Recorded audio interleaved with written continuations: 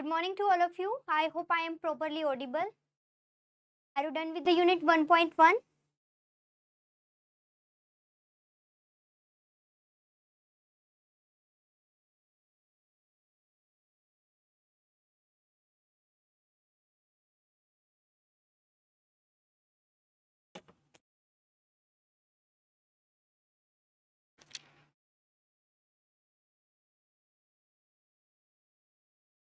Do you have any doubt from the previous class? If you are having any doubt, you can ask me here.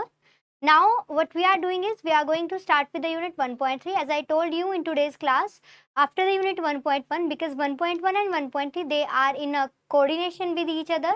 So, in today's class we are going to cover up the unit 1.3. The syllabus for the unit 1.3, as you can see, main branches of anthropology, their scope and their relevance. So, these are the four main branches of the anthropology. And under the scope of anthropology, I had provided you a full-fledged diagram. In that diagram, there is the four branches and relationship in terms of our nature, origin and development. Fine. Okay. Now in today's class, we are going to take up on the one branch of the anthropology, and we are going to relate that branch in terms of their scope, their relevance, their assumptions, applications and examples. So here what we are going to do is we are going to study one branch specifically. So this branch, this explanation is going to be similar with the unit 1.1 scope of anthropology. So this is what you need to be very much clear. Now, no need to leave space in between. Straight away leave one page complete blank and then start with the unit 1.3.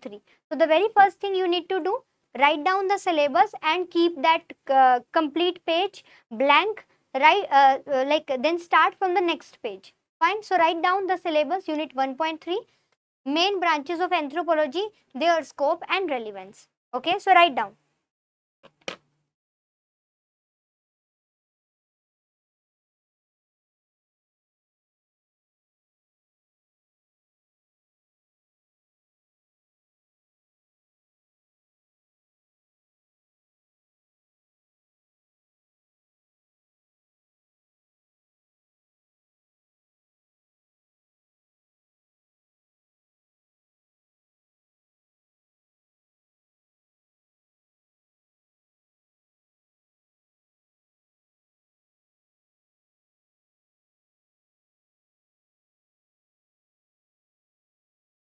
Are you done with this part?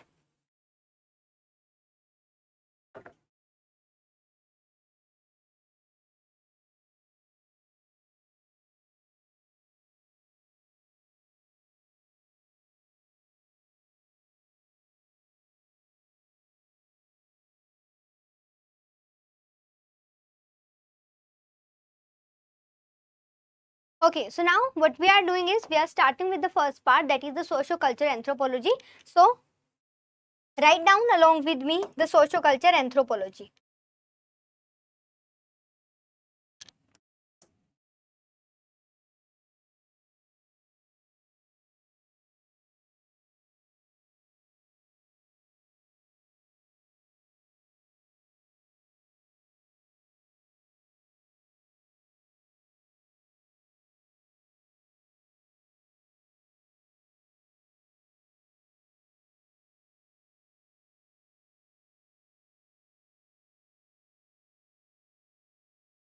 Okay, so what do we mean by the word socio-culture anthropology? When I'm talking about the socio-culture anthropology, it is basically constituting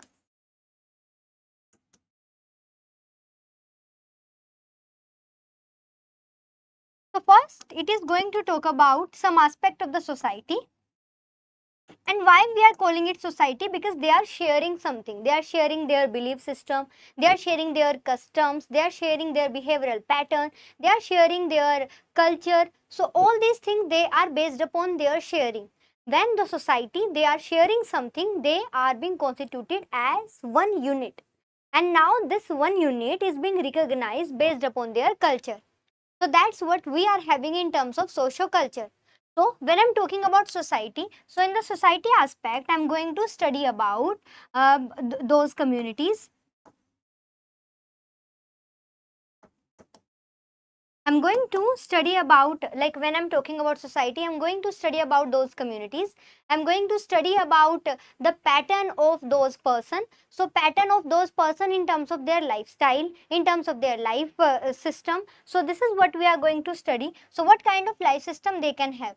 Quite possible the marriages, quite possible the family system, their kinship, like in terms of their community. So this is what we are going to write down: marriage,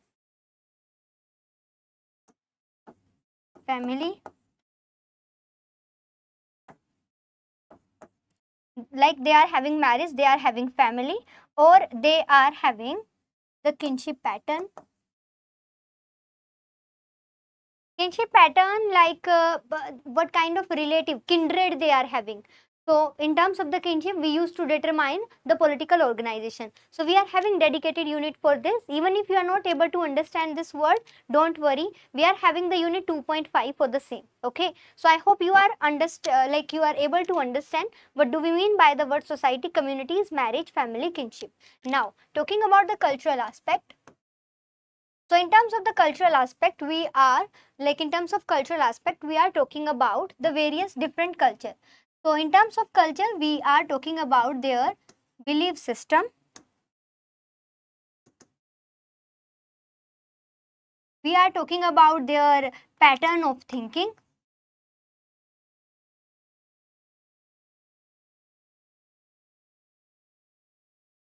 We are talking about their ideas.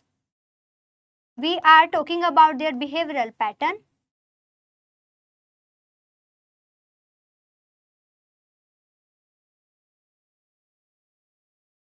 So these things combinedly, they are being used for one person, and that is what? The human being. And that's why we are, with the help of this, doing one thing: study of the humankind.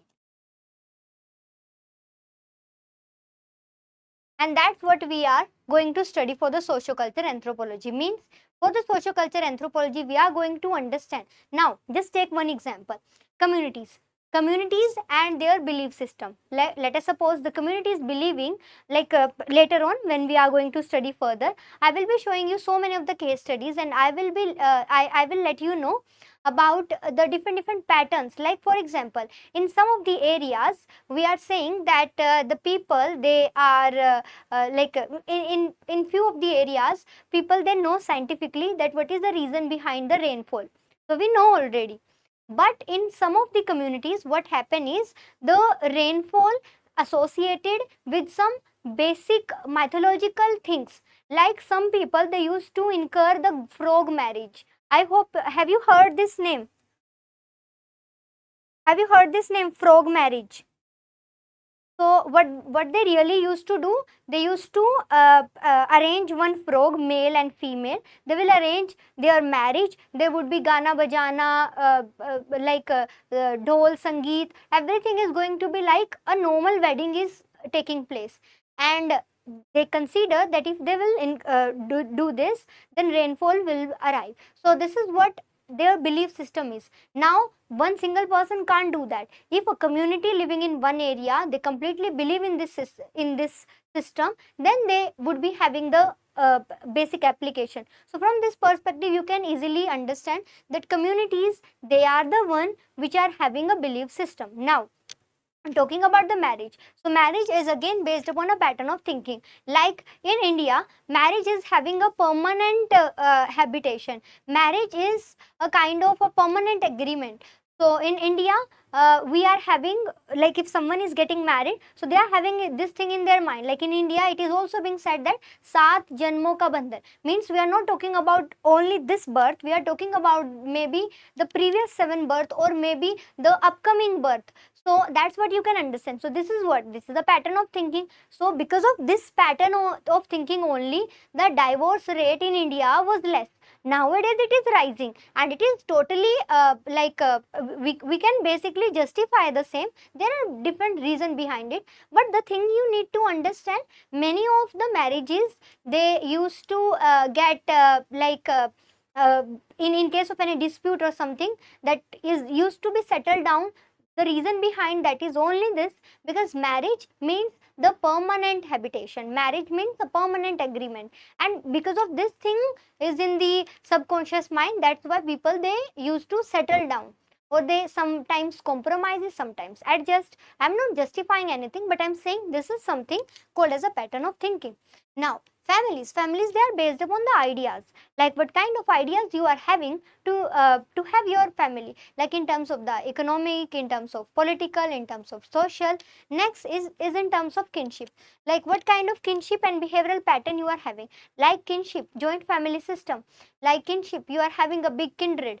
So all the people, they are having some rules and regulations for the marriages. Is parallel cousin marriages allowed, is cross cousin marriages allowed? See, quite possible you are not aware of parallel cousin and cross cousin word, but I will be explaining the same when we are going to study the unit 2.3. But here try to understand, I'm specifically talking about any cousin marriages. So that is basically the behavioral pattern. So in the socio-culture anthropology, what we are going to do is combining the same, and with the help of this, we are going to study about the humankind. Okay? Are you able to understand?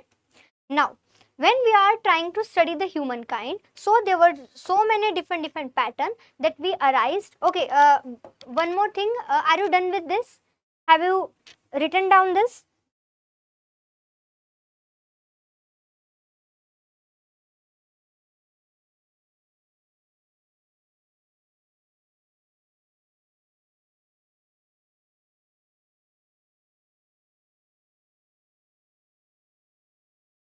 Have you done? Shall I proceed further?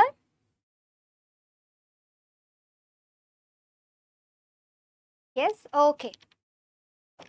Now, let's first understand the basic introduction. Okay, for this part, I'm not providing you index. The reason is because for each and every branch, I just need to do the introduction, their meaning, their definition, their scope and relevance, and that is given in the syllabus itself. So I'm not going to add upon anything. That is what we are going to do. So let me give you a common introduction.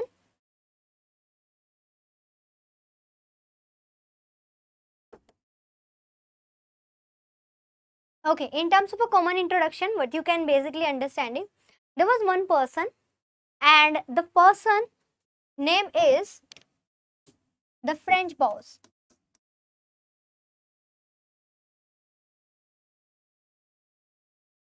Okay, so the French boss, he is being considered as the father of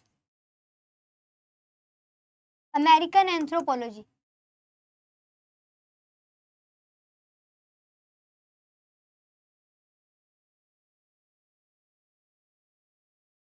So he is being considered as the father of the American anthropology.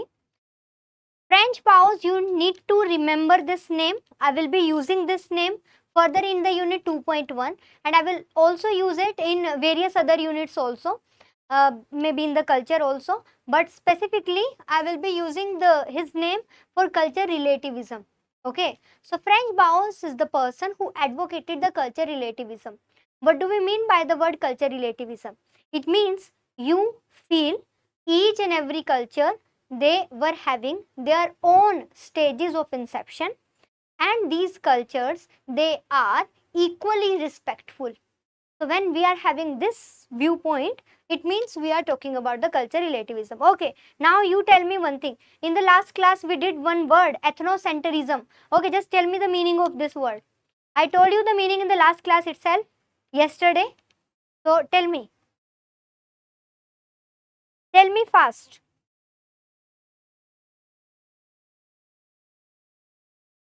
Okay, I'm waiting for your answer.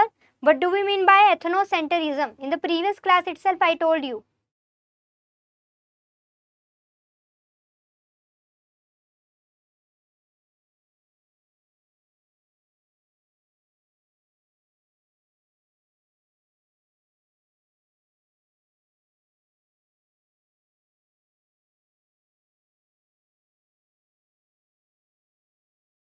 See, ethnocentrism is, it means that you consider your culture as the supreme one.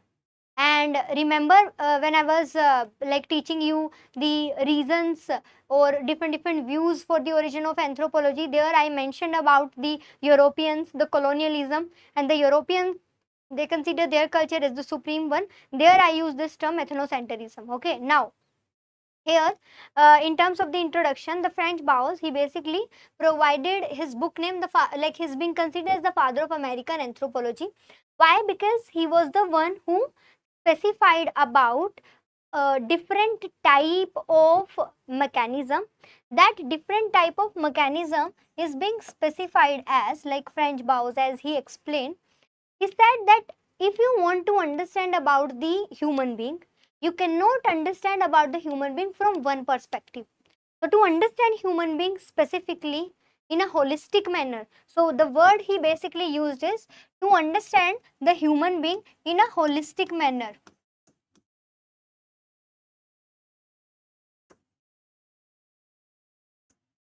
And when he was saying holistic manner, he provided this holistic approach also to study anthropology.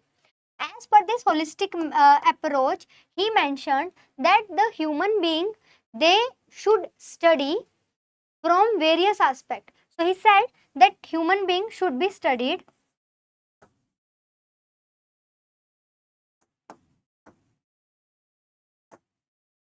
biologically,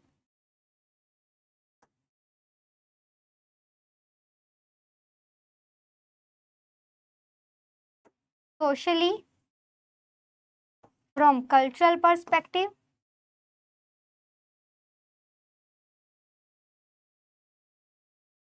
linguistic,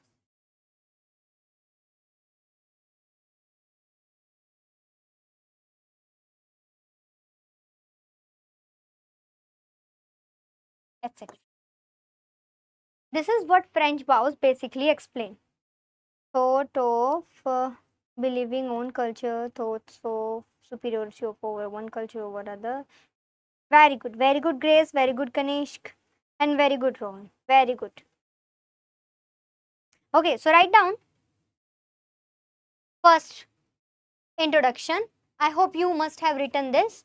Okay, now I'm dictating. Write down anthropology. Anthropology studies. Anthropology studies human in a holistic manner.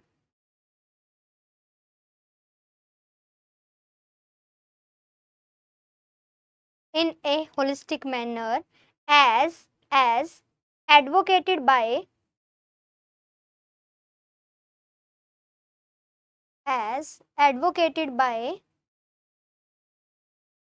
French Bowes, as advocated by French Bowes, who was called who was called who was called the father of who was called the father of American anthropology.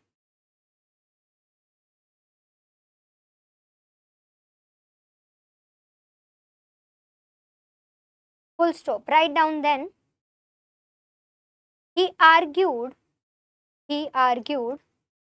that that human being that human being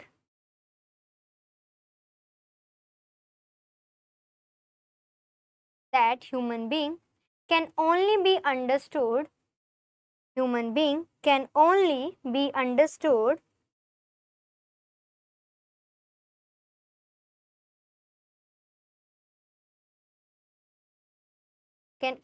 understood by studying their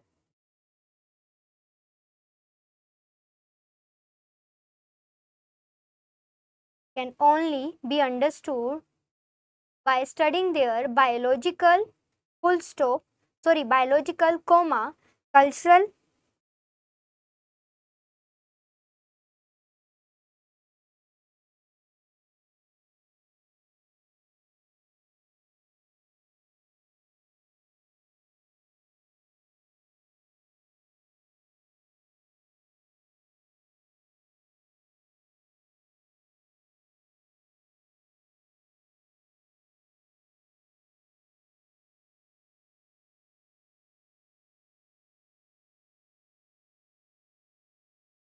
cultural, linguistic and historical dimensions. Historical dimensions together.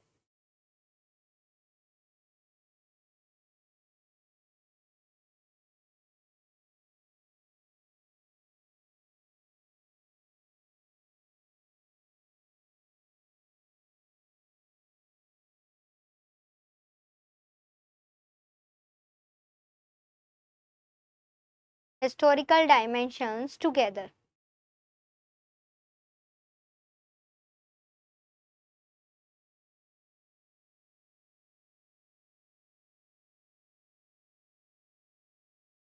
Okay, are you done with this part? Okay, so whenever we are trying to understand any community, we basically try to understand from various perspectives.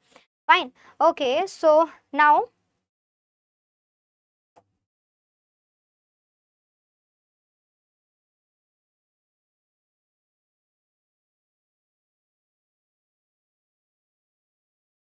okay, let me explain you something about.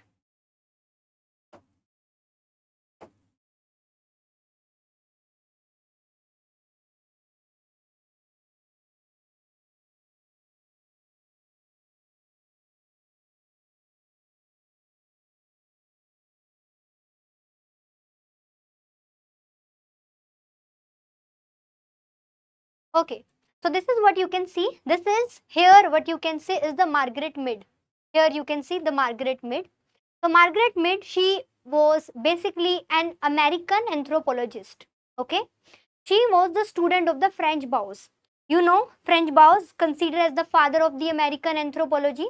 So the French Bauhaus, what he basically did is, French Bauhaus, he took his students and he asked them that if you want to study human being, then don't feel yourself being as an armchair anthropologist. What do we mean by armchair anthropologist? Means sitting in the library or on the chair in the room, just having other books, reading from them and then analyzing about the culture. He said that this approach is not good. Therefore, he advocated for holistic approach. In the holistic approach, he said that if you wanted to study about the human being, then try to study them in a holistic manner. Try to understand about their anatomy. Try to understand about their life system. Try to understand about their community structure, their pattern of thinking, their ideas, their belief system, and how this is possible. If you are going to their place, if you are living with them, if you are trying to understand about them. This is what he said. Okay, now Margaret Mead, Ruth Benedict, Ralph Linton, these were the student of the French Bauhaus. Like these basically part of the unit 6 separately I am going to explain you there also. Now Margaret Mead, she went to the Samoa. So she went to the Samoa. There she studied about those people. She studied about the tribe, those are living in the Samoa, and she provided her book Coming of the Age in Samoa. So in her book, what she basically provided is the complete details of the Samoa's people, the Samoans tribe and their behavioral pattern. She basically said that in the Samoa village, the girls and the boys, they are achieving adolescence. Adolescence means achieving the puberty. She said that the mindset of those people is developed so much that for them achieving of the adolescence is not creating much difference. Whereas she said that the boys and girls achieving adolescence in the America is much stressful. It is not as much comfortable. So that's how she studied about and provided the complete details. So Margaret Mead, she basically went to the Samoa and there she provided her book. Her book was then published in the year 1928. So in her book, The Coming Age of Samoa, she showed that adolescence in the Samoa is relatively stress-free if you comparing it with the US. So that is highlighting that the culture and the role of culture is so much intense in case of the human development. This is what you can easily understand. So this is the basic parameter related to the coming of age in the Samoa, and this is the description given by the Margaret Reed. I hope now you will remember her name. Now you will remember her also. Here you can see that she is wearing the same clothes, she is wearing the same attire as the others are wearing in the Samoa village. So that's what you can understand. This is called as the approach, field work approach. This is called as what? Holistic approach. Fine. I hope you can understand. Now write down example.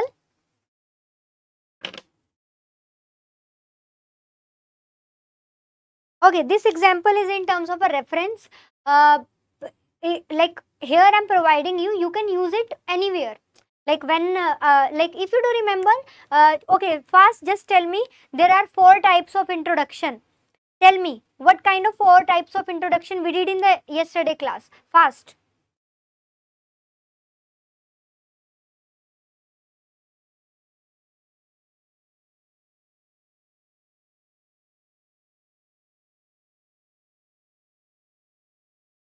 Hanji, fast.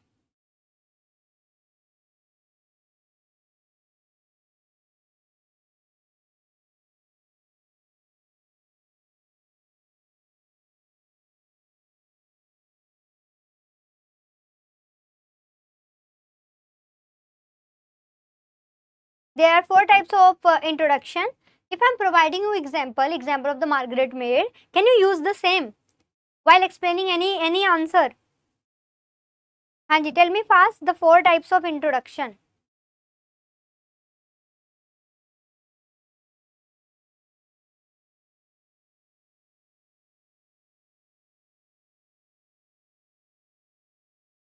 Origin, very good. Anthropologist name, current affairs, and the meaning. You are not including the example wala part. Current affair, I mean by the word current affair you mean the examples only, na, right? Okay, so these are the basic 4 examples. Like for basic part to start with the introduction. So the kind of example I am providing you, the Margaret Mead and the coming of age in the Samoa. This is also giving the name of the anthropologist. This is also adding upon the example also when you have to explain about the socio-culture anthropology. So now write down Margaret Mead, study of adolescence, Margaret Mead, study of adolescence in Samoa,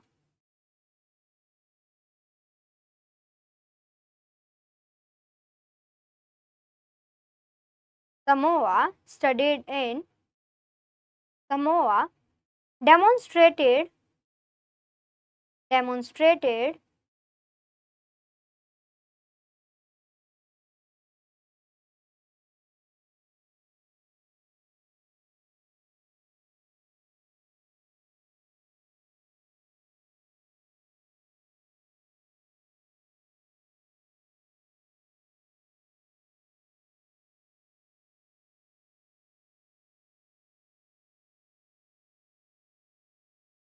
demonstrated how culture shapes personality, and behavior different differently from biology alone,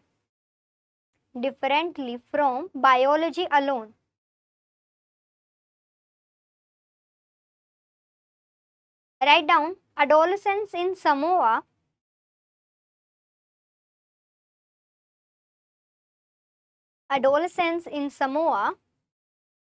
was relatively stress free,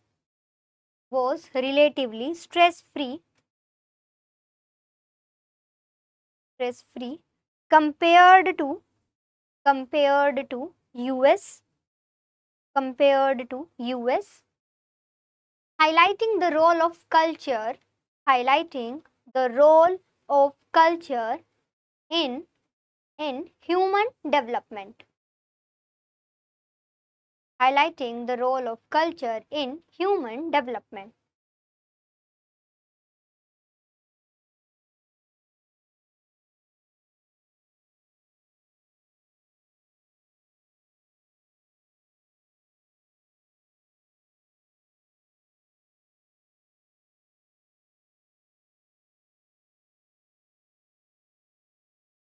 highlighting the role in culture in human development.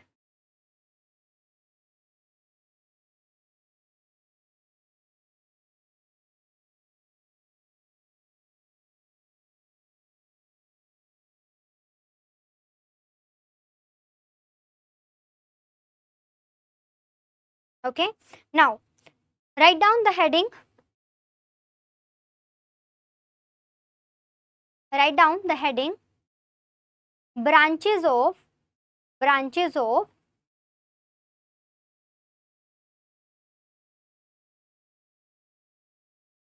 anthropology. Branches of anthropology.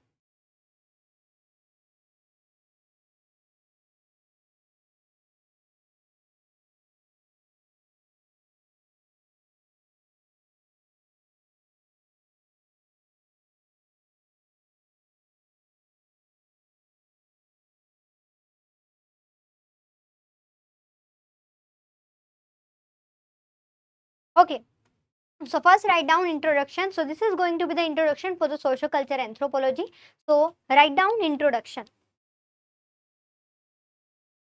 Socioculture anthropology. Socioculture anthropology explores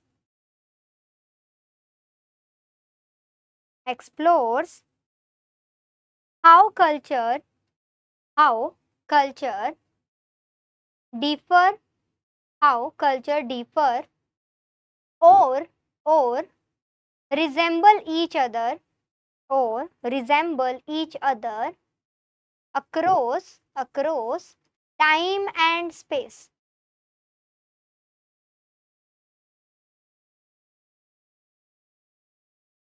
Time and space. It focuses on custom, belief, and behavior of societies.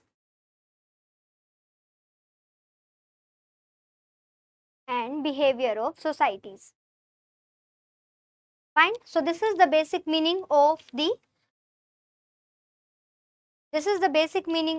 socioculture anthropology, the basic introduction about it, where you are trying to understand that how and why one human culture is different from the other, even if their stages of inception was same, even if they are going from the savagery to the barbarism, and that's how they are turning into the culture or the civilization, but still their culture will differ from each other. There would be some similarities, there would be some differences. Okay, so this is the one thing that we know. Now talking about the other part, what we have to do is we need to write down the definition.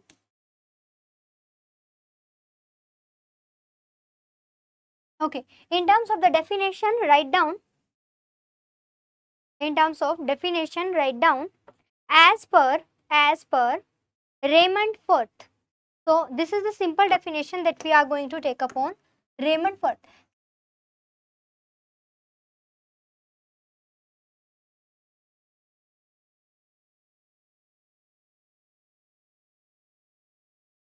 Raymond Firth. So Raymond Firth, they basically mentioned that social anthropology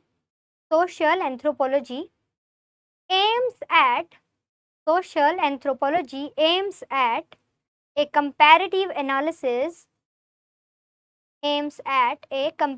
analysis of how people behave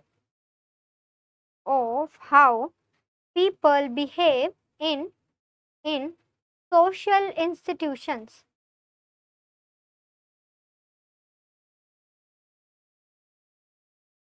Social anthropology aims at a comparative analysis of how people behave in social institutions.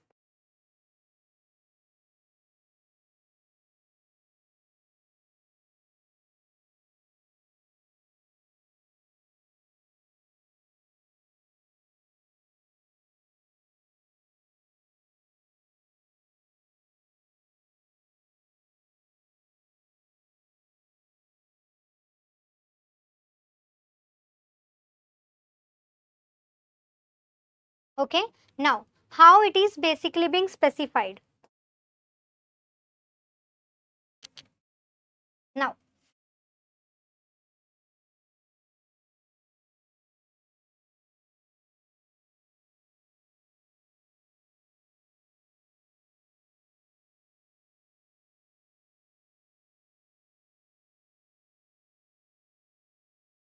okay. So, this is what we are having in terms of the socioculture anthropology. Now, socioculture anthropology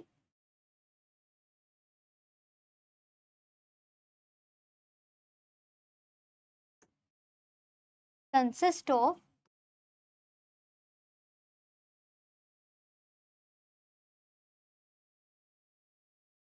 three basic parts.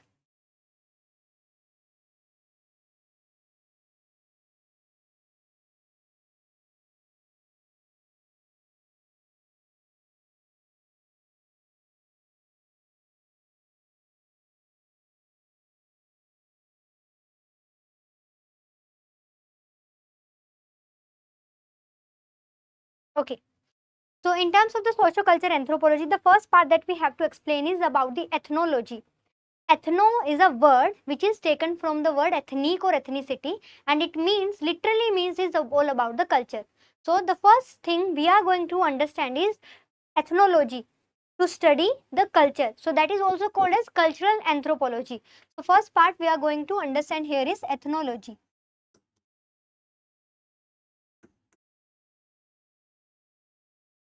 Next part that we are going to take up on is about the ethnography. Ethnography means we are trying to create the reports, we are trying to create some sort of journal, articles.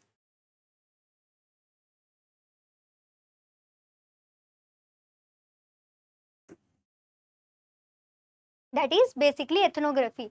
Next part that we have to explain is ethnohistory.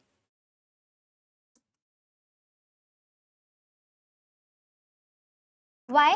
Because these are the ethnohistorians which used to study about the excavation. They are basically archaeologists who are going to basically visit any site. They will study there. They are going to explore the details there. So everything related to this part. So this is what we are basically having.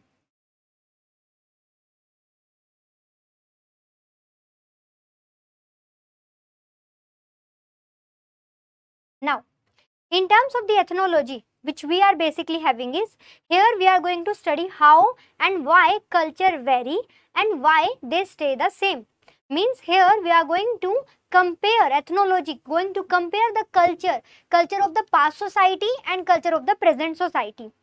And here we are going to try to understand the answer of some certain questions, like for example, why marriage is considered as common across all the societies. I mean, the reason is why marriage is common. Like for example, even the marriage is permanent, or even if it is for short term. Like in the America, there is a serial monogamy.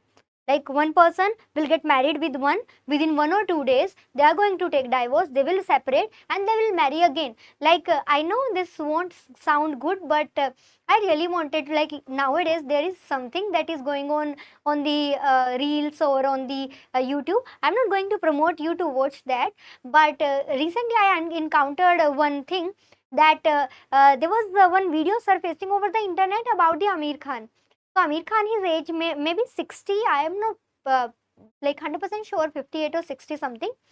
So in one of the event or something, don't know what it was, but he basically invited his first wife, and his first wife was with his daughter and the son-in-law. Second wife with his son, and he was coming with his new girlfriend who's about to, like, he's about to get married with her, and he kept all these three one in one car and they were going. So that was something, was like, we can understand it was a kind of not Indian culture, but this is a Bollywood culture, but I can say a small culture within the large culture. Indian culture, there is a Bollywood culture. Bollywood culture is having similarities with the Western culture. This is what you can understand. Now, in the ethnology, we are trying to understand. See, he can live without being getting married. but marriage is common for all the society. And if someone wanted to say permanent mates, so for having the permanent mates, people are getting married, people are having association. So this is what can be explained. So here we are basically in terms of ethnography. So the first thing that we are here trying to understand is the comparison, the relationship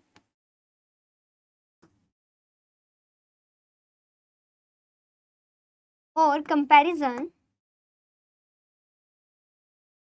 between present and past societies.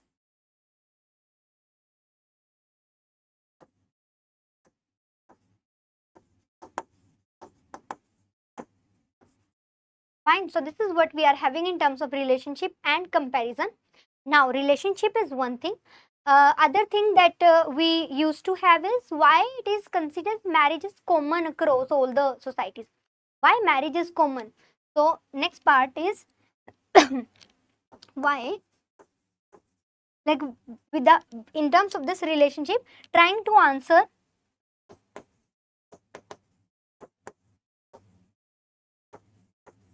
why marriage is common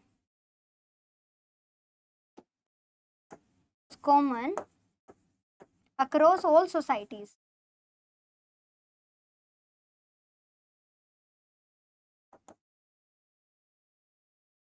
This is first thing that we wanted to know.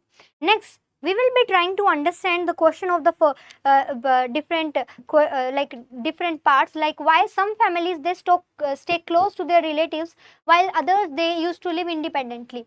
So there was one interview of the Aishwarya Rai Bachchan before her marriage.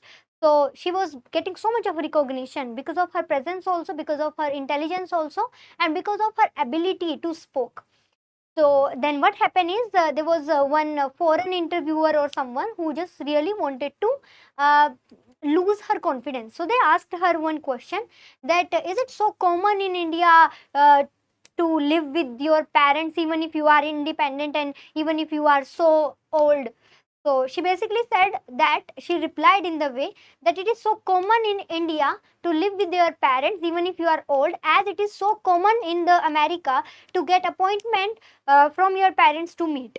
This is what she said. So that's what you can basically understand from this perspective. So ethnology here is basically explained as that why and how in some societies there is a certain pattern of living. So we can compare why societies having separate pattern of living.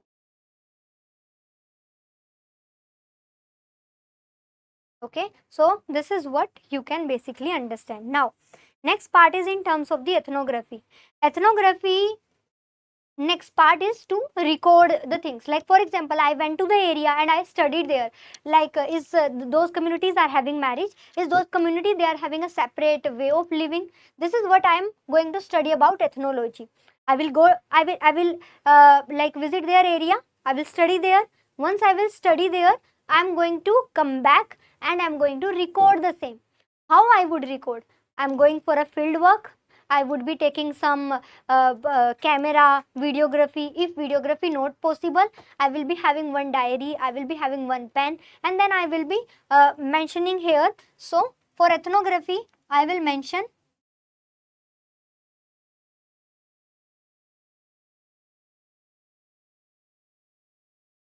and then record.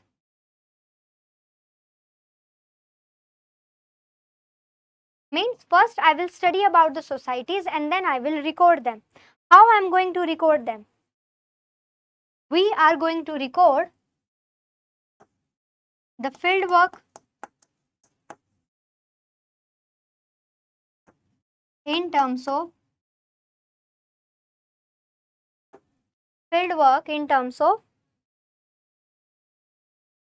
reports,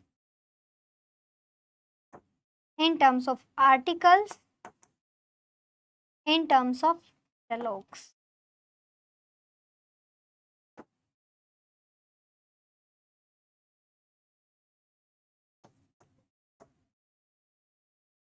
Okay, so this is what we are going to do in terms of the basic explanation.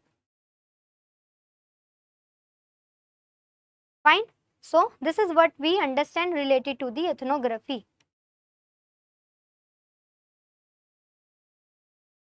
Now, next write down about the ethnohistory. Ethnohistorians, they used to study about the cultural change.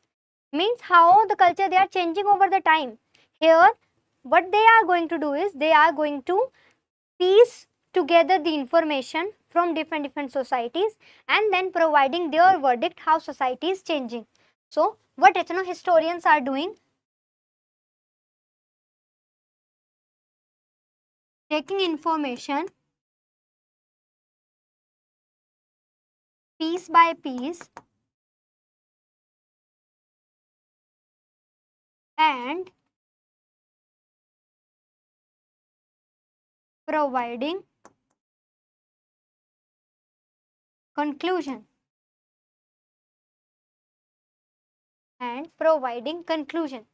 So here in terms of the conclusion, what we are going to do is we are going to understand how the society has changed. Understanding how the society has changed. Okay, so this is what we have basically related to the cultural aspect. So this is what we can understand under the scope of socio-culture anthropology. Hanji, so frame this. It's a part of socio-culture anthropology.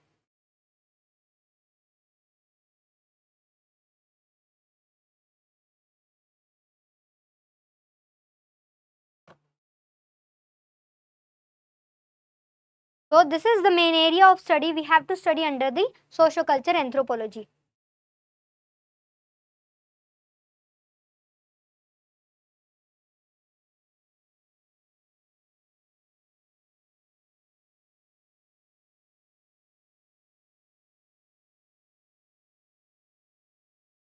Under socio-culture anthropology.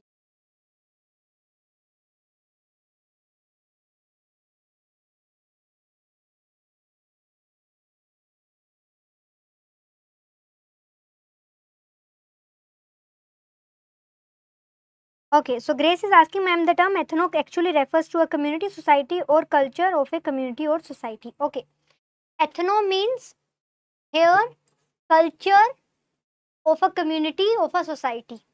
So ethno word is all about the culture and ethnology is called as cultural anthropology.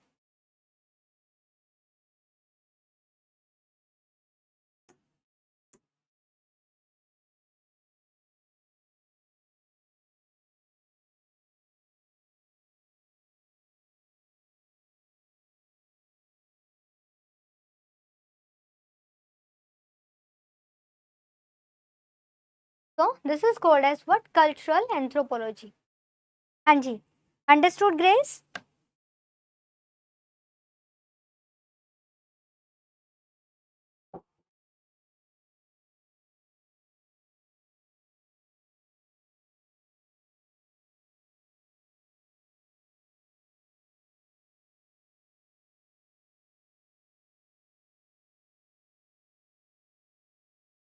Okay, great. Now, we are done with the main areas of study under the socioculture anthropology.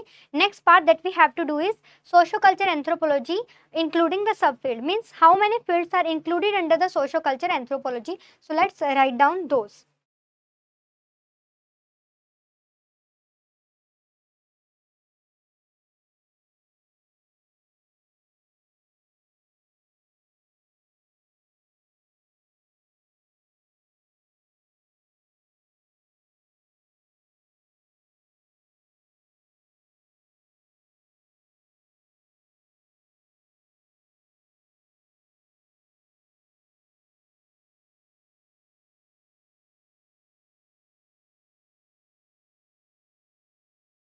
So, that is the field under the anthropology. What are the fields that we used to include?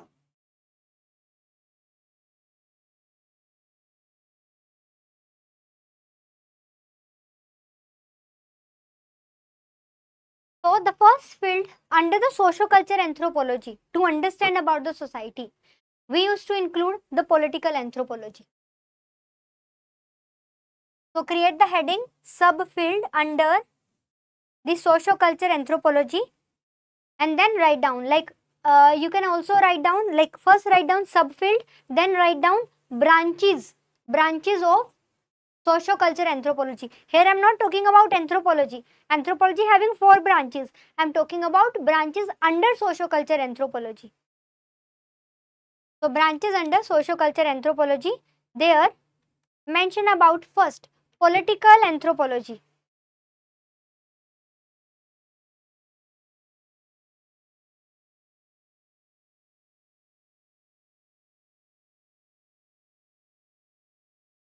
Okay, fine. So first write down political anthropology.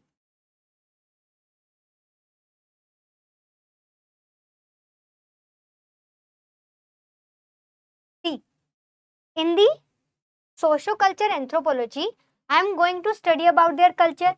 I am going to record their cultural study, and then I am going to compare previous cultural study with the recent culture study. This is what I am doing. I am repeating again. In the socio-culture anthropology, first I am going to study about their culture. Then I am going to record that cultural study. Then I am going to compare that culture study with the previous already studies, like already provided studies, or maybe in the future new studies that will arrive.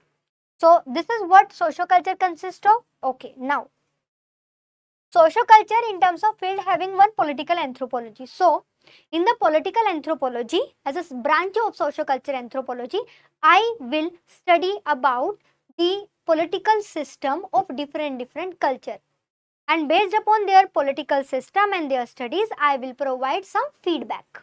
This is what I will do. Hope you can understand. So as a branch of anthropology, we are having political anthropology. Okay, now in the political anthropology, I may be comparing. See, one thing that we would be doing is comparing one culture with another, one political organization with the other. Now, in terms of the political anthropology, we are basically going to study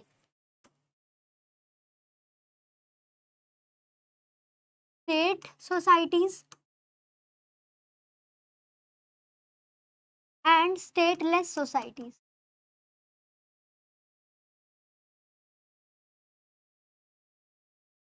This is what I will do. What do we mean by state society? State society means formal organization who's going to rule. Stateless society means what? Any society where there is no government, still they are having certain discipline, certain parameters to settle down something, or a certain rules and regulations. So these are the two societies that we will be comparing. So as a field of the anthropology, we used to study in terms of political anthropology and used to compare about the state and the stateless society. Now let me give you the example.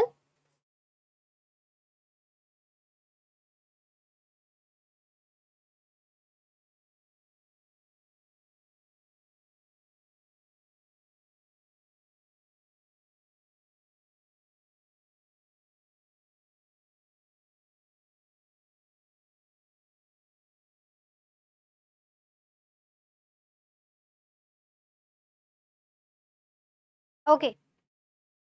First see, this is what African continent. In the African continent, here you can see the Sudan and Ethiopia. In the Sudan and Ethiopia, their green part you can see that is the Nur. So Nur of Sudan. I will be using this name later on also in the unit 2.1, 2.2. So this Nur of Sudan, they are having a certain political system. So there was one anthropologist, Evans Pritchard. So Evans Pritchard, he went to the Nur of Sudan, he studied them, and he found that this society is considered as a stateless society. Means there is no such state, there is no formal political organization, but still they are having some rules and regulations. And these rules and regulations being framed based upon the consensus. So this is what, these are the people, as you can see, these are the Nur of Africa. These people, they are having a stateless society. Means their society is not governed by any certain state. Their society is governed by the lineage. Lineage means, let us suppose your great great grandfather is alive and he is taking the family decision. All other people, out of a respect, they are admitting the same. So this is what you can basically understand. So here the in terms of a African political system, in the 1940, Ivan Spritzer, he went to the Africa, Nur of Sudan. He found that the Nur of Africa, they are not having any formal government, but still they are having a political system governed through their lineage. Lineage means, in a family system, the eldest male person of the family is taking the decisions, and all other person belonging to that great great grandfather, they are basically admitting their decisions. So there is no such formal government, but small families, or maybe the big kindred families, they are governed by their eldest male person. This is what he basically studied. I hope now you can understand. Fine. So here, in terms of a political anthropology, we are going to add upon the example. So in example, going to write down the name Ivan Spritzer and his study for the Nur of Africa or Nur of Sudan found no formal government there. Basically the stateless society.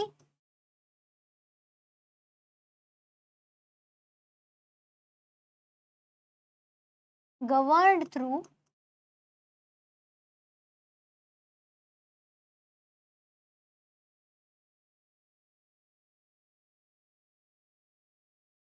family lineage system.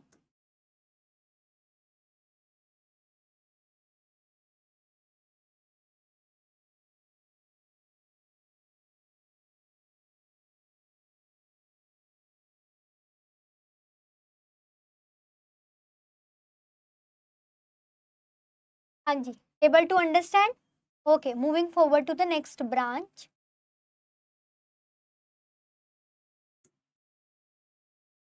Okay, so the next branch, as being explained, is the legal anthropology.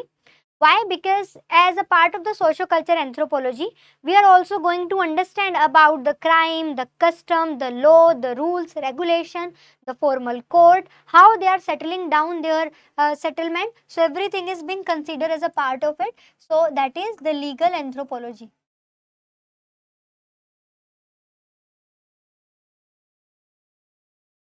So as a part of this, we are basically settling down the law and the customs. Law, they are something which are legal. Law, they are something which are the specified formal rules and regulations. Customs, they are something that is in the behavior. Custom, they are something based upon the belief system but considered as a part of the law. So this is what we are going to study under the legal anthropology. Fine. Now, in terms of the legal anthropology, what we can basically take upon is, so the B. Malinowski, he went to the Trobriand Island and there he studied about the crime and custom. He found that even if, see, in India or in the other countries, we are having a formal court. Court are the one who's providing the punishment or who's providing the verdict, and we are liable towards their verdict. We are admitting their verdict. This is what we are doing. Okay, now let us assume there is no such court.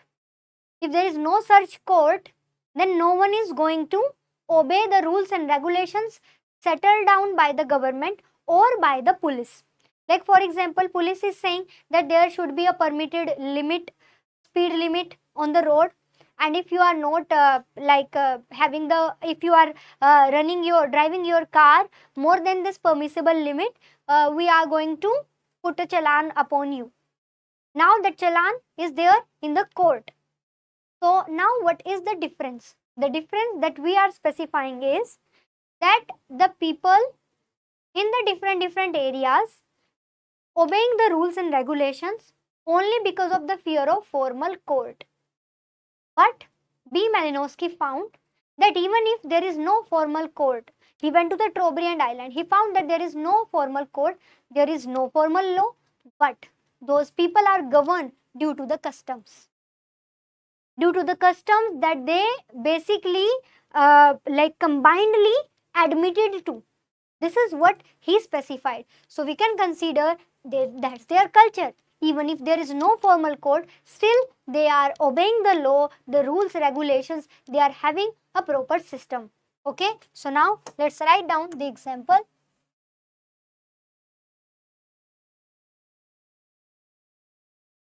So in terms of example, there the name is B. Malinowski.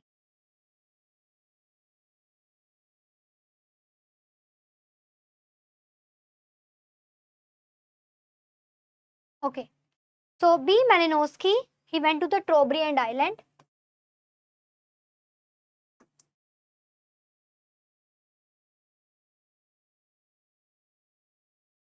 Let me show you the Trobriand island.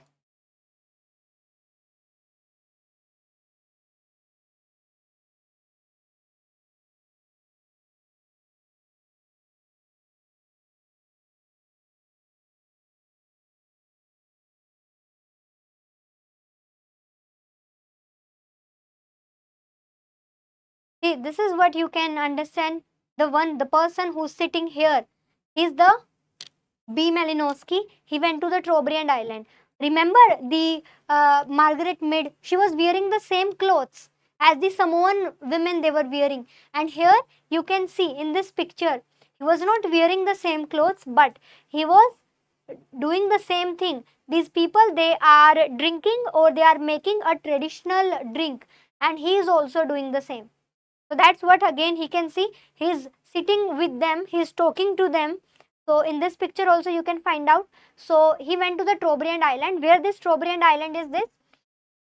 Can you see this map? This is Australia. I'm talking about the South Pacific island. In the Southern Pacific island, in the northern part of the Australia or in the southern part of the Indonesia or Papua New Guinea, there you can find out the Trobriand island. Here you can find out the Trobriand island. So he went to this area in the southern Pacific region, and there he studied about them. Okay, so in the Trobriand island he studied about them, and he basically find out that crime and custom exist in their society without the formal court. Fine. So means without the formal court, the social obligation, the reciprocity function, they are the mechanism of the social control. Like for example, there is no formal court. In the previous time period, in the villages, there was a panchayat system. So panchayat system is not part of like the Khap Panchayat. Khap Panchayat is not part of the formal court system. But if the people living in one area or in one village, they are not admitting, they are not obeying the rules, regulations, decisions of the Khap Panchayat, all the people, they are going to isolate them. So because of the fear of isolation, they are admitting their rules, they are admitting their decisions. So in the same way here, he find out, the B. Malinowski find out that in the Trobriand island, the people of the Trobriand island, they are admitting the rules, laws, and customs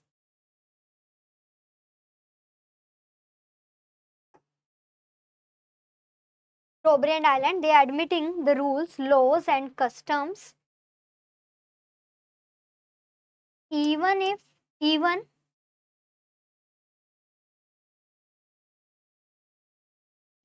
due to absence of formal code,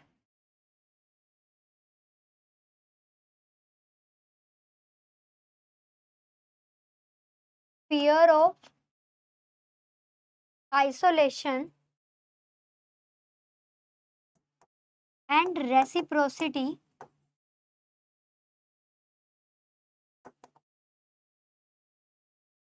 mechanism of social control.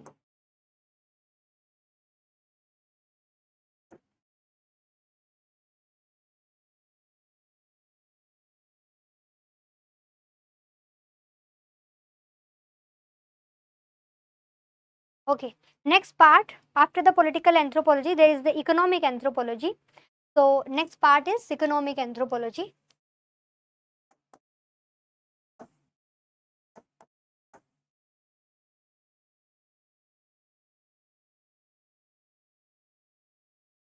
Next part is economic anthropology. So, economic anthropology means what? See, there are two types of exchanges. One exchange specified as economic, like for example, if I'm buying something from you, you will give product to me, I will pay the money, and the money is equivalent, is having equivalent value. But there are some non-economic exchange where maybe we are exchanging the goods, maybe we are exchanging some favor, maybe we are exchanging something which is not specified in terms of the money. So economically there are two type of exchange: value exchange,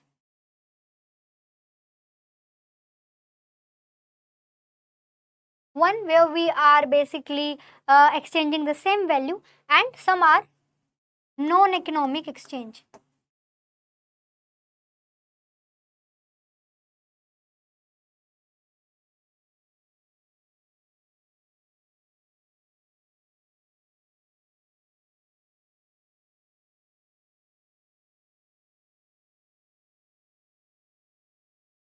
Okay, now in terms of the economic exchange, there are different parts. Like for example, in some of the communities we used to exchange in terms of the money.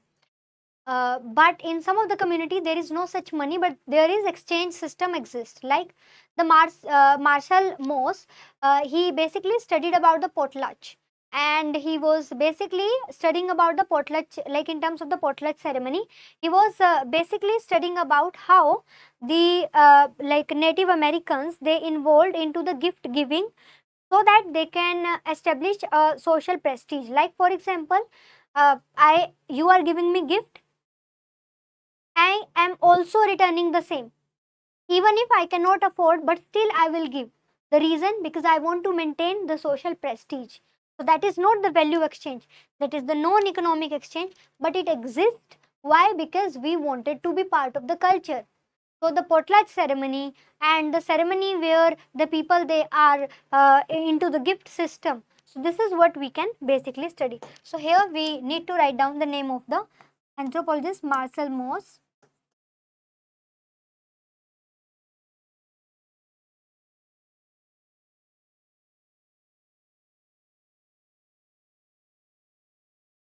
Studied potlatch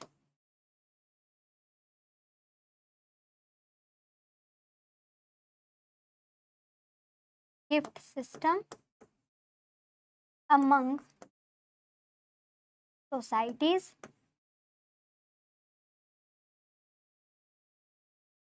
to maintain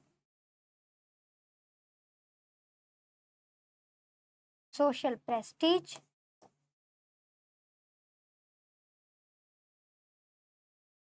and respect.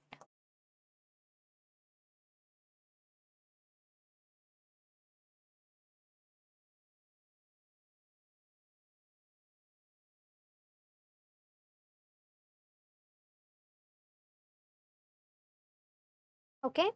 Now, in terms of this, okay, having any doubt from the previous part?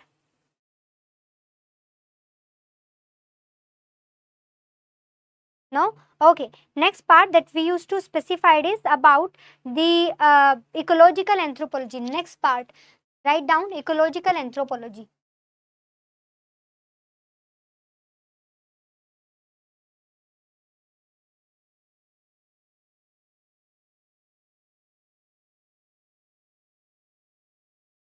Okay. Ecological anthropology, here we used to study about environmental condition and the cultural adaptation. So there in the ecological anthropology we are going to study two aspects, environmental condition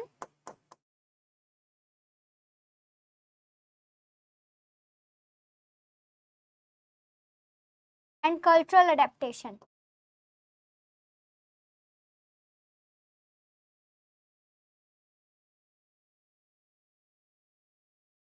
Fine. So this is what we are having in terms of ecological anthropology. Here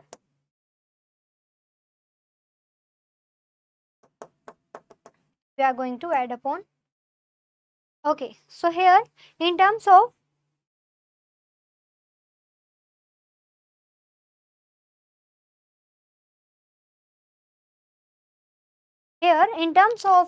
the ecological anthropology, like what basically we are going to study. So there is the one of the person like who basically considered as the founder of the culture ecology. We are going to take this name in the unit 6 also, that is the Julian Stewart. So Julian Stewart provided the concept of the like culture ecology. There she is specified as the different culture, they are having their different adaptive strategies. Okay, fine. So now let me show you Julian Stewart and their site of study.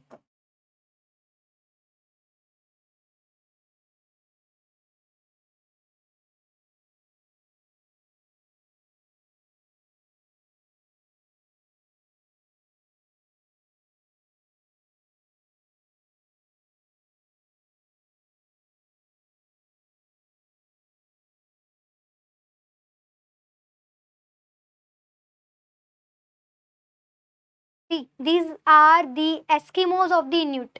They are living in the Arctic region. You can understand what is the living conditions they are having. Can you understand here? Each and every single person, they are wearing the clothes made up of made up from the skin of a certain animal, and they are having igloo like habitation. This habitation helping them to live in this area. Here you can understand this is the Inuit region. So the Inuit people, they are having small height, like they are having a very small height. They are having a small height. Other than the small height, you can understand that they are having white complexion. They are having reddishness on their face. Their limbs, they are very small. They are having very small hands, small leg. Their height is also small. So this is what you can easily understand from this picture. So write down under the part here. Write down the name Julian Stewart.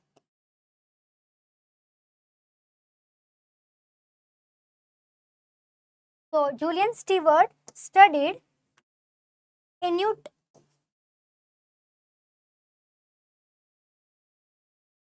of Arctic and their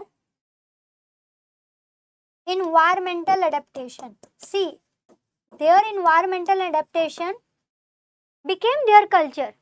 Their culture is to eat the non-vegetarian food so that they can keep their body warm, to wear the clothes made up from the skin of the animals, and to have a life like that. Fine. So their environmental adaptations. Fine. So this is what we can understand in terms of the branches of the socioculture anthropology. Okay. Grace is asking question, study of the site of the study by Marcel Mauss. Okay. So they were basically studying about the Native Americans. So the people in the America who are considered as tribals of America. So Native Americans, they were the topic for the study for them.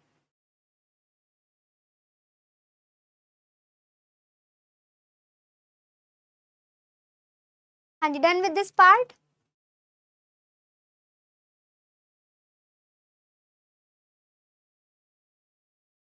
Next, write down symbolic anthropology. Like it is in a continuation of these points also. First, second, third, fourth, writing next part. So assume framing in the same way. Okay, writing down here. Symbolic anthropology.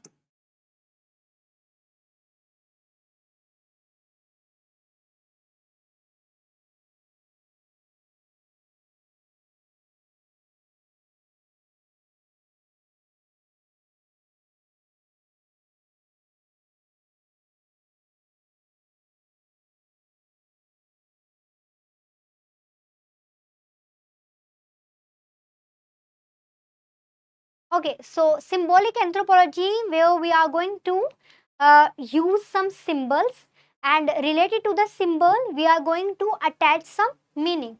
So this symbol, they are here in terms of behavior. So write it down.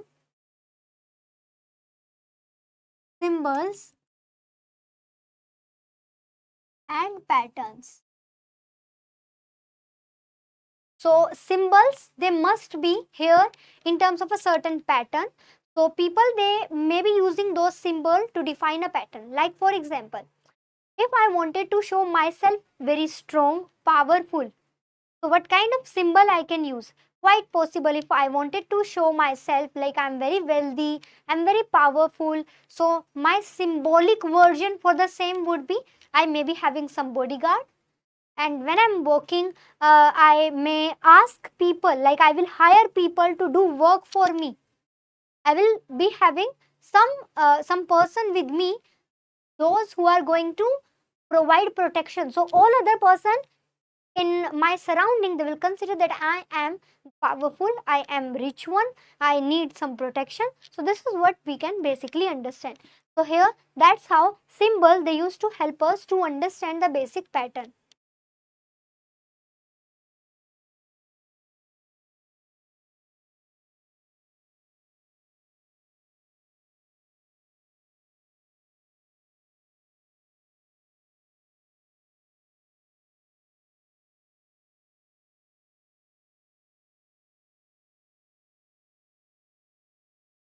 Fine. Okay, now who basically studied about the symbolic anthropology? So there was one person, Clifford Gerst.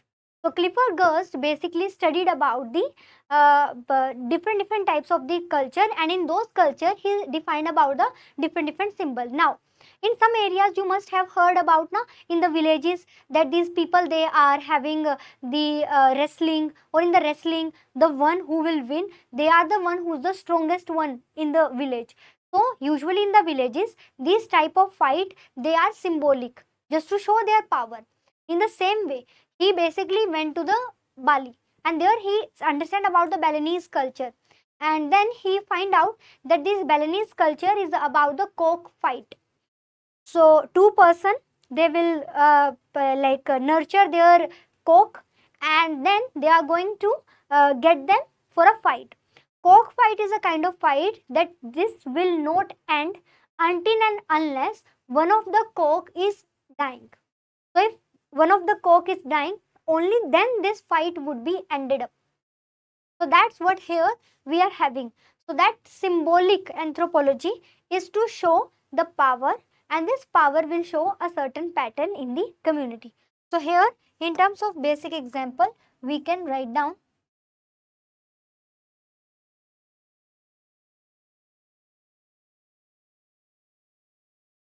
Clifford Gerst.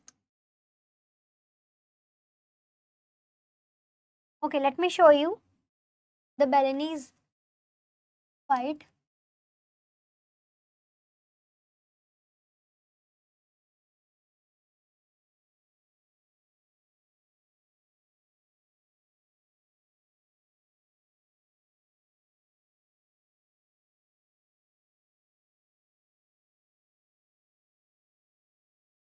This is the Balinese cockfight. Can you see? All the person, see, these people, they are so much passionate about this fight. Can you see? So much of the crowd, and the people sitting here having their coke. The coke, they are fighting then. People here, they are just like enjoying their fight. And this is symbolic. Balinese coke fight. Can you see? This is what you can understand. The cockfight in the Bali. So he went to the Bali, and there he studied about them. This is Clifford Gerst. I am also going to use it for the unit 6. The symbolic Fury. Okay, so here write down Balinese fight.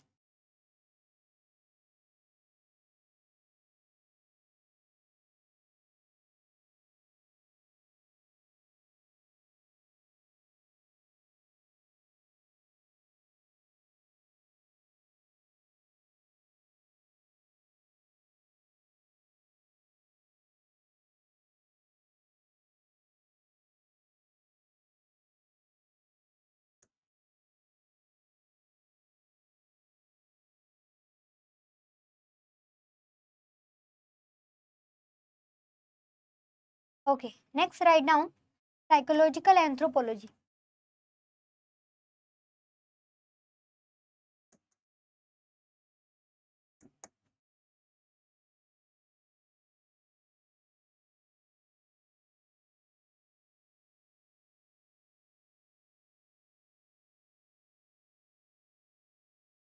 Psychological anthropology.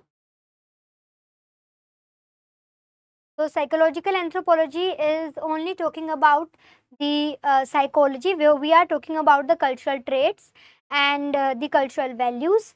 So this is what we can basically understand. So this is talking about a pattern.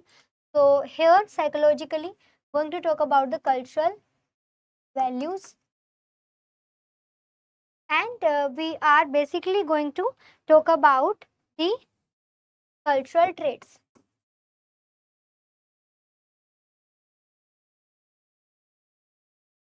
Okay, so this is what we are basically talking about, the cultural traits and the cultural values.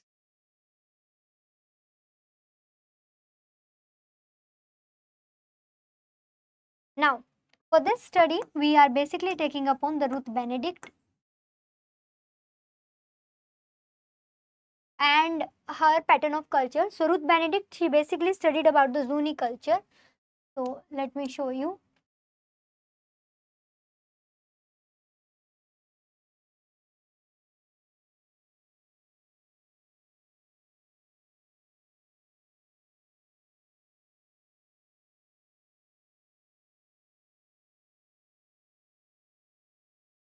So, Ruth Benedict, she gave her book, The Pattern of Culture. In the book, Pattern of Culture, she basically, like, this is what you can see, Ruth Benedict, and she was the student of the French Bows. I already explained about it. So, in her book, she provided about the Zuni culture, or she basically provided about the Zuni mythology. So, Zuni culture is emphasizing the cooperation, where the Kwaiketol, they valued the competition as well as the prestige. Means, if we are having a competition, a certain competition, then we are having a certain prestige. Like, why we wanted to be part of a competition? Because we are thinking that there are chances to win, and if there are chances to win, you will gain the prestige in the society. That's why you are having it. Okay, so now write it down.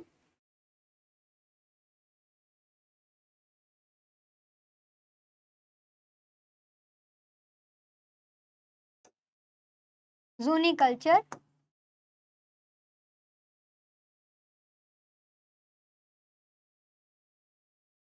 studied about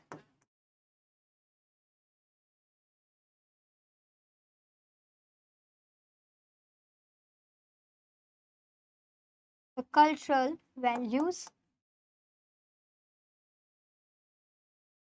based upon competition and prestige.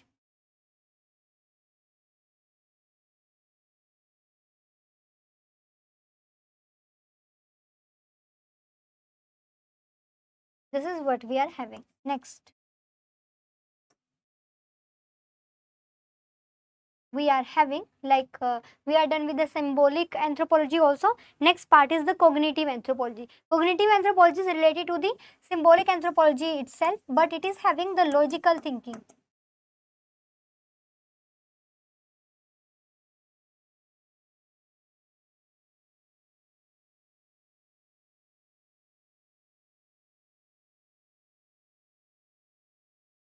So the cognitive anthropology is basically helping to frame the parts where we are talking about the society psychologically and based upon the logical thinking. So here write down logical thinking. Okay, so we are here talking about the logical thinking. So the cognitive anthropology is equivalent to the symbolic anthropology. This is what like here we can basically take the name of the Victor Turner.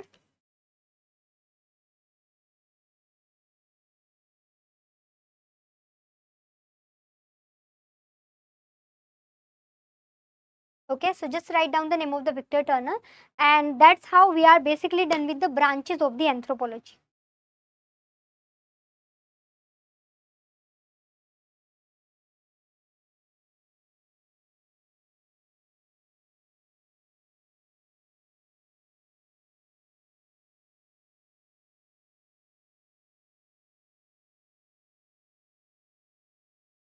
Fine, so we are basically done with the branches of the anthropology. Hanji, done with this part?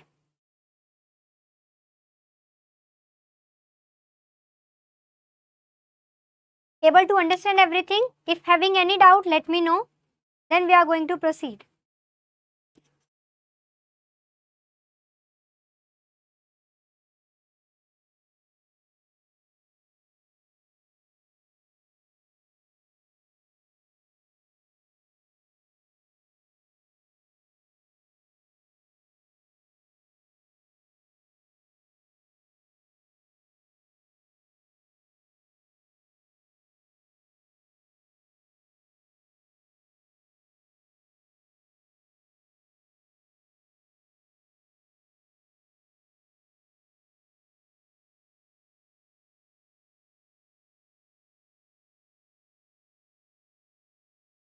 Are you done? Okay, great. Now write down heading main objective of socioculture anthropology.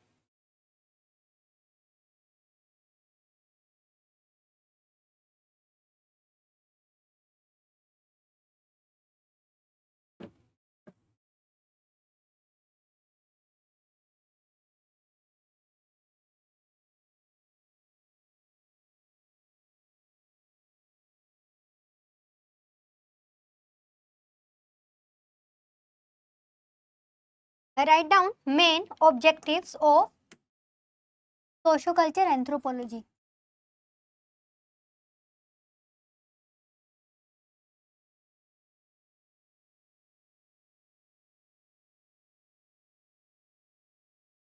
Okay.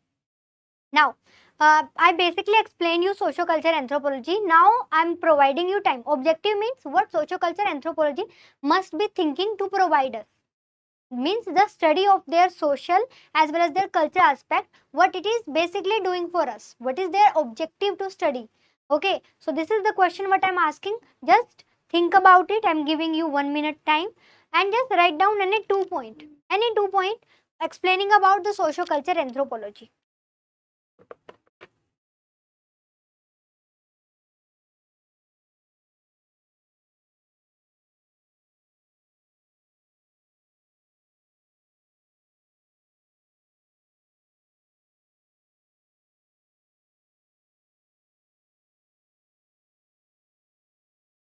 Hanji, tell me any 2 points about the objective of socioculture anthropology.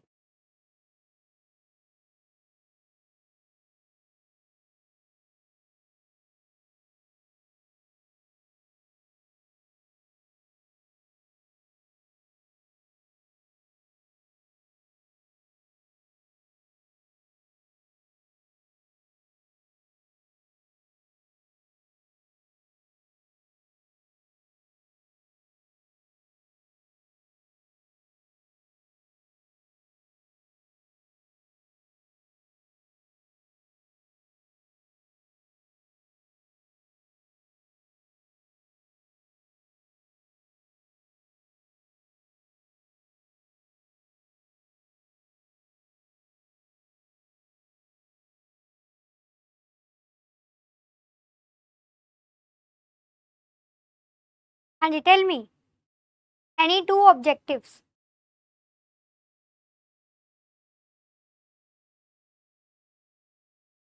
To understand the different cultural practices among different society across the nation. Very good, Grace. Very good. Very good.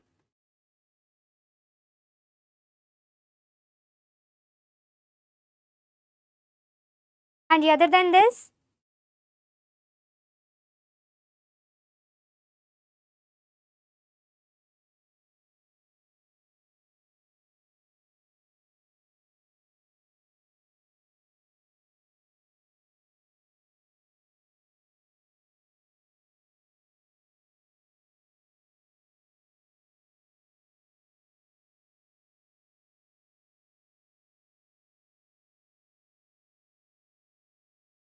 Similarities and differences between the culture. Very good, Rohan.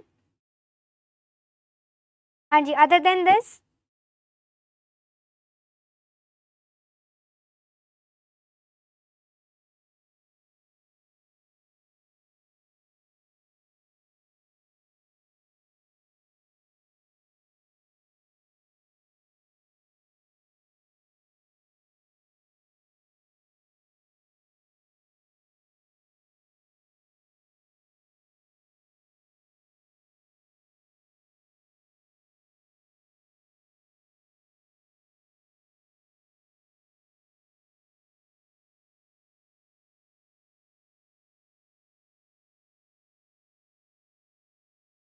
Hanji, write down. Okay, to get knowledge about the adaptation that I did, understanding the social behavior of the humans. Okay, very good. Okay, very good. It means you are understanding the concept and you are thinking in the right direction also. Very good, very good. Okay, now write down the first point. Write down the first point in terms of objective. To examine traditional or so-called primitive culture.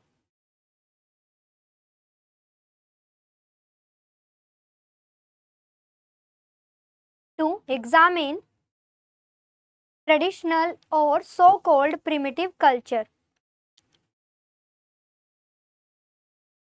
Next, second one, to reconstruct social histories, to reconstruct social histories of communities, to reconstruct social histories of communities. Next, to study interactions, to study interactions between different cultures, to study interactions between different cultures. Next, to identify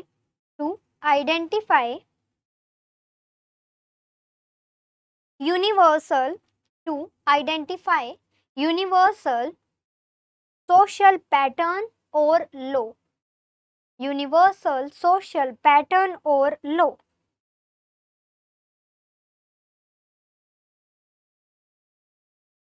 Hanji, write down next. To describe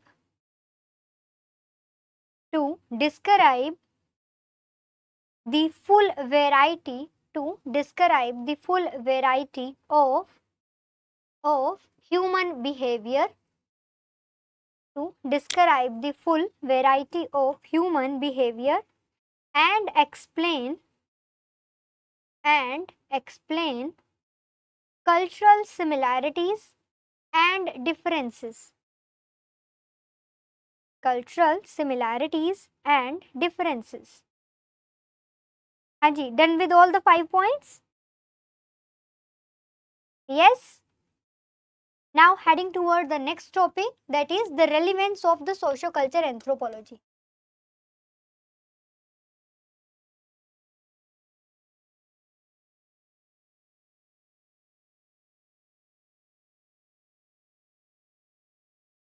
Relevance of socio-cultural anthropology.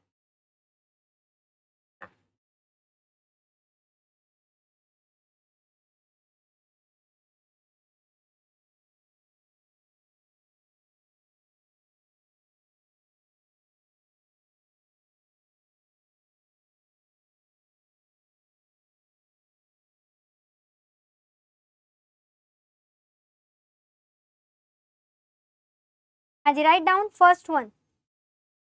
It raises relevance. Like why social culture is relevant. First, write down it raises awareness. See, it is telling us why one culture is different from the another. So it is raising the awareness. So write down it raises awareness. It raises awareness about how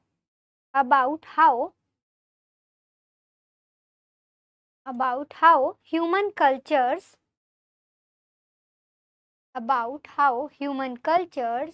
are connected and how they differ.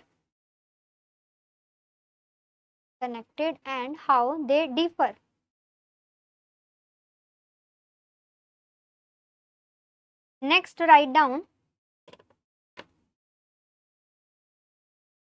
second one. It promotes tolerance. It promotes tolerance and understanding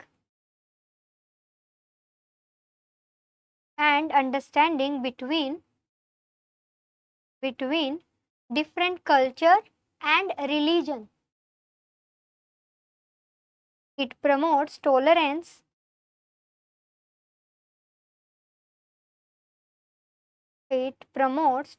and understanding between different cultures and religions. Next, write down third one. It helps prevent cultural conflicts and encourages peace and cooperation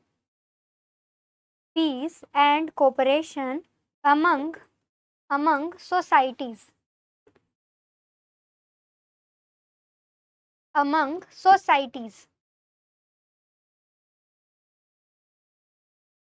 Fine. So this is how we are basically done with the main objective also and relevance also. Hanji, till now having any doubt?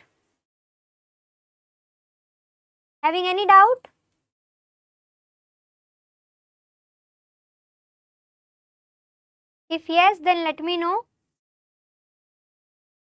Otherwise, related to the social culture, we are left with the single one topic.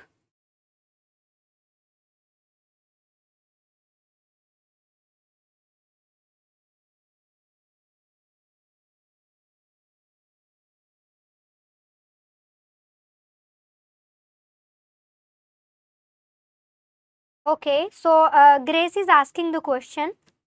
Ma'am, does relevance and significance mean the same when it comes to questions?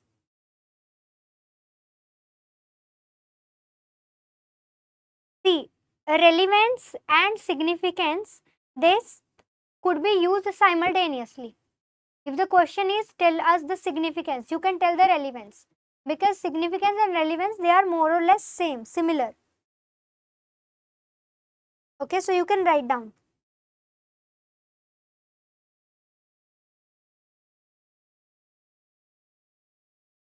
Fine. Now next write down the approaches of the socio-culture anthropology.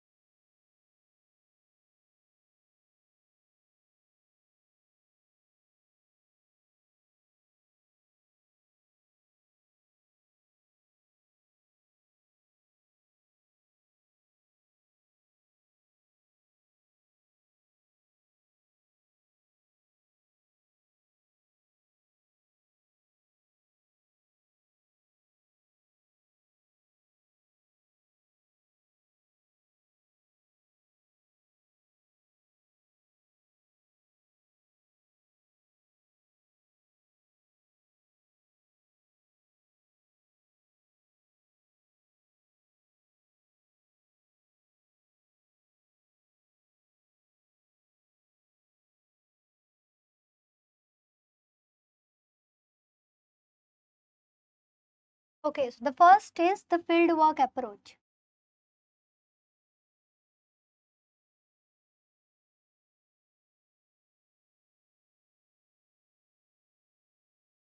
Second one is the holistic approach.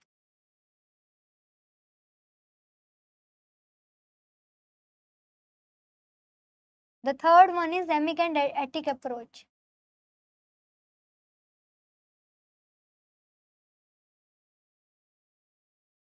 Next one is the case study approach.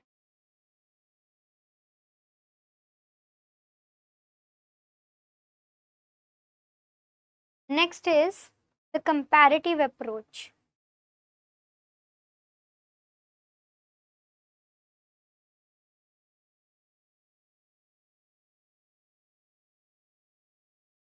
Next is system and process approach.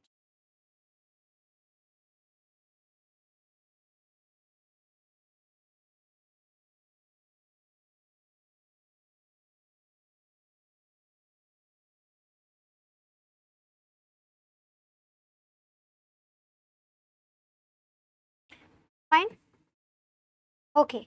So the first one, fieldwork approach. See, I have already explained each and every word. Fieldwork approach means in terms of the fieldwork, we are trying to visit their area. We are going to study them, and we are going to be part of their culture, and we'll study as a part. Like you can here quote any example. Okay, see, I explain you multiple case studies here. You need to quote. Just tell me what kind of case study you can mention here in the fieldwork. Just now I basically like on the screen I have showed the videos or the photos to you. Tell me.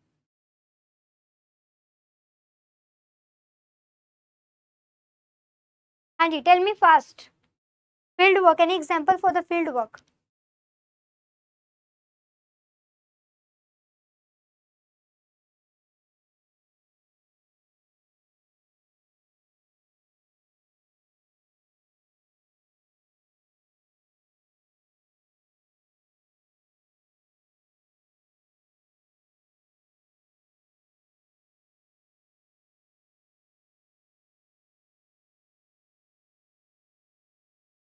Study of the Neuro of Sudan by the Ivan Spritzer, very good. Hanji. Other than this, who's the father of the field work? Who conceptualized the idea of the field work? Tell me the name.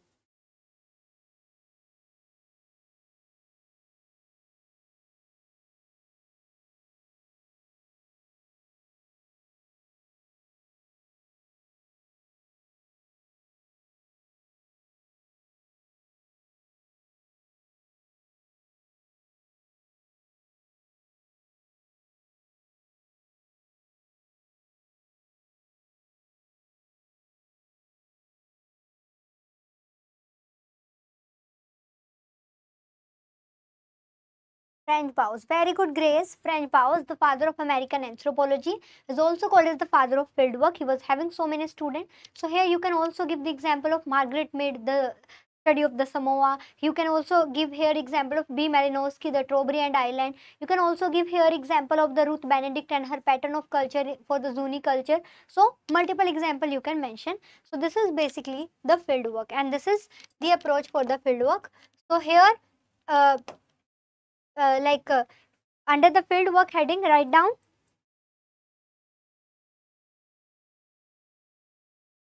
collect information, and for this part write down collect information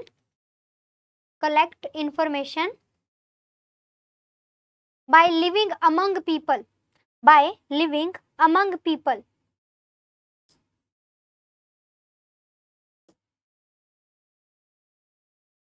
This is for the field work.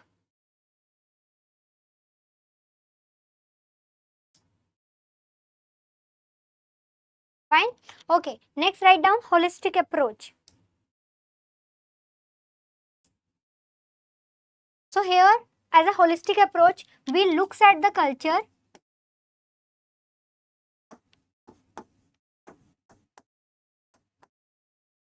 as a whole. So we looks at the culture as a whole.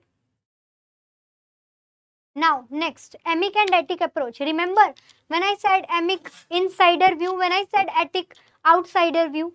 So once part of their culture, you are living among them. Field work is the emic approach. Holistic as the etic approach. So under the emic and etic approach, write down studies culture from the viewpoint of people. Studies culture from the viewpoint of the people.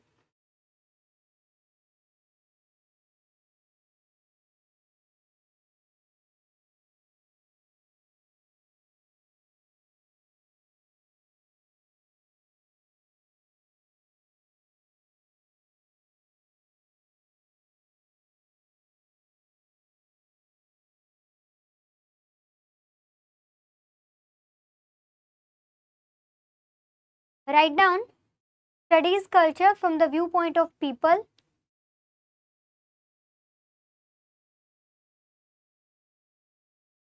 and studies culture from an outsider point of view,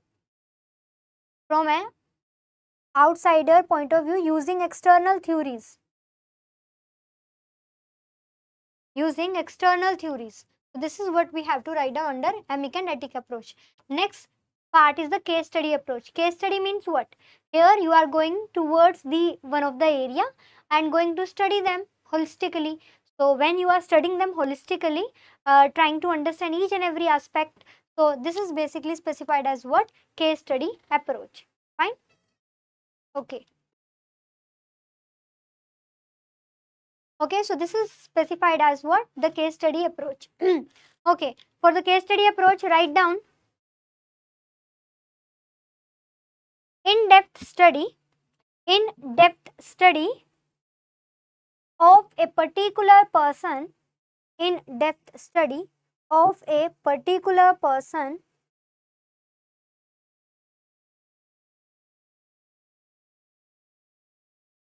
group or community.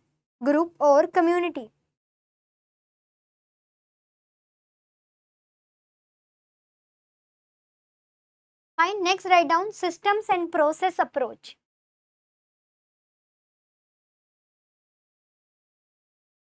Systems and process approach. Write down,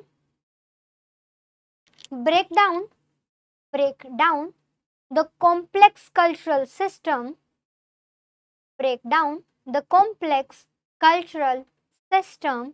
into smaller parts.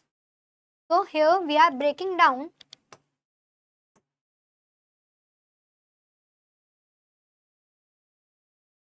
complex culture into smaller parts.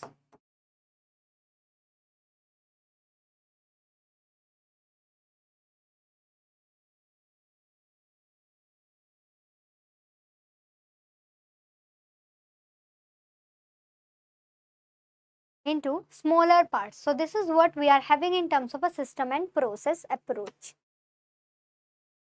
So these are the approaches to study the socioculture anthropology. I hope now you are aware of each and every word. Now we are done with this part. Complete socioculture anthropology. Write down the conclusion.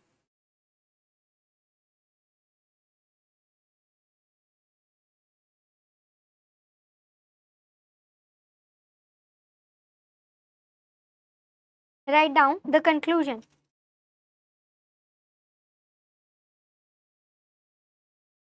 Anji, write down the discipline of socio-cultural anthropology. Now mark my word, when I said conclusion, you are not allowed to use the word therefore, we can say that, it can be said that, thus, also. No, you just need to write down significance. So why we are studying socio-cultural anthropology? Because it's having some significance. So we just need to write down that significant only. Okay, so mention the discipline of socio-cultural anthropology,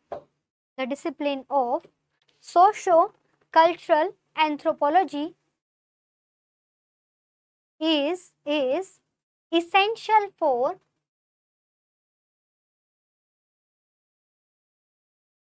is essential for understanding the wide range of human societies,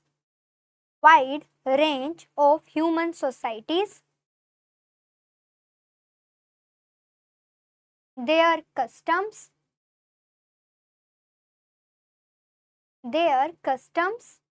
values,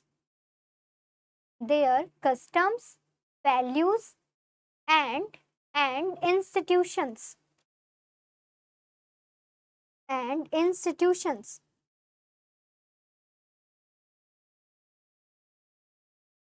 It seeks to examine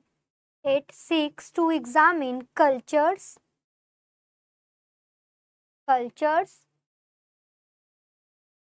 in their entirety,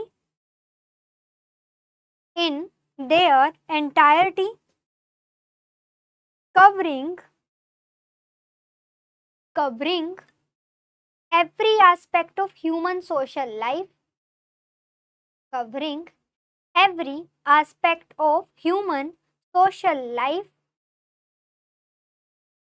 from rituals and beliefs to kinship and governance.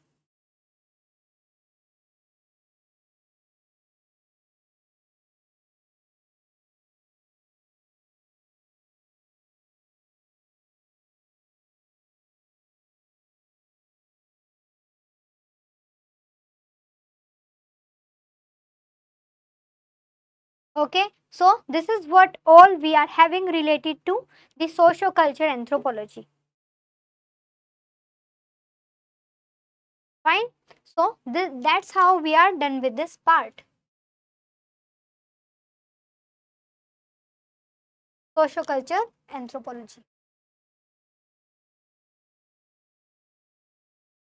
Okay, in the next class, we are going to study about the biological, archaeological and linguistic anthropology. So as you know, we used to have class from Monday to Friday. So Saturday and Sunday, there is no class, as you need to study the unit 1.1 completely. On Monday, first we are going to have the answer writing, the live answer writing, and then we would be doing the rest over part. See, this part was the bigger one. These three would be done within one class itself. Okay, so on the Monday we would be having a class, and first we will have test, and then we'll be covering this. Fine. Okay, so thank you so much. If you are having any doubt, all those enrolled students, so you can basically you are having the official number also, so you can ask your doubts there. Okay, any another student, if you wanted to enroll for the course Anthropology Foundation, so that you know that's how we are basically covering. There's a live answer writing, there is a complete program, so you can join the course. You can get the details by filling up the Google form attached there in the description box. Fine, so thank you so much.